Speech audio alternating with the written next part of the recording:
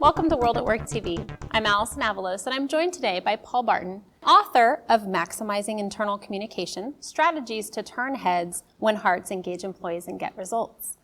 So Paul, first talk about why it's important for benefits communicators to use a marketing approach. Well, it turns out that if we're communicating to inform, that is to impart information, we're really not communicating.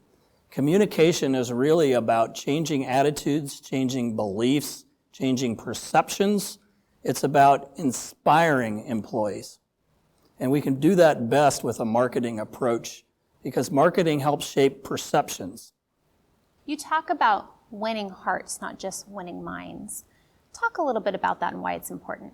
Logic helps us to think, but it's our emotions that cause us to get up out of the chair and take action. And we're asking employees to take action, to sign up for plans, to increase their contributions, to pay more attention. So it turns out that an approach that deals with emotion works better. You talk about communication without an S and communications with an S. What's the distinction there? Yeah, when we talk about communications with an S, our focus is really on all the individual pieces that we're sending out. How many emails you send out, how many posts to the internet. When we talk about communication without the S, our focus is more about getting through to people as opposed to just sending things out. It causes us to focus more on outcomes rather than on outputs.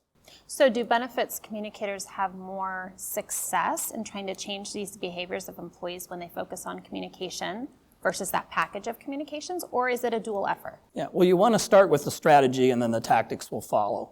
So the more important your strategies are, the better your tactics will be. So how about some of the technology used in the benefits communication space? Yeah, well, the world is portable now, and so we need to be portable too. And it also turns out that unlike other forms of information, you don't really care about benefits until you need them, and then you really care about them. So you need to be able to access that information at the doctor's office while you're sitting there through an app on the phone. So the million-dollar question, what does perfect communication look like? Well, it turns out there are really three things that you want to hit to be perfect. If you hit one, you're doing good. If you hit two, you're doing great. And if you hit all three, you're perfect. So the first thing you want to do is touch the heart, emotional. The second thing you want to do is to be novel, something that's new. And the third thing is to be memorable, with memorable and great content. So Paul, you mentioned the need to make an emotional connection when you're communicating. Give us some examples. Well, I think a 401k plan is a good example. Just the name itself is from an IRS tax code, and that doesn't really explain much to people. It often sounds like something far away in stocks and Wall Street and doesn't sound like a personal connection.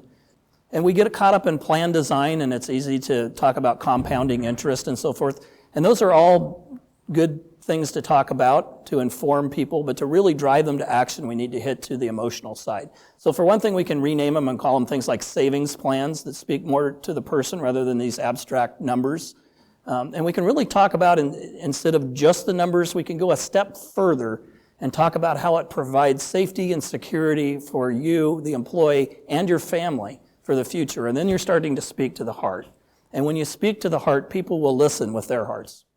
So Paul, what are the risks if an organization doesn't follow this recipe for success in terms of these three key ingredients with being emotional or making that emotional connection, being novel, and being memorable?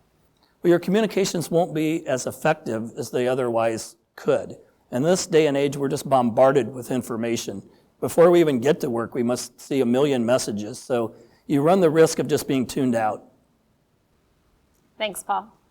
For World at Work TV, I'm Allison Avalos.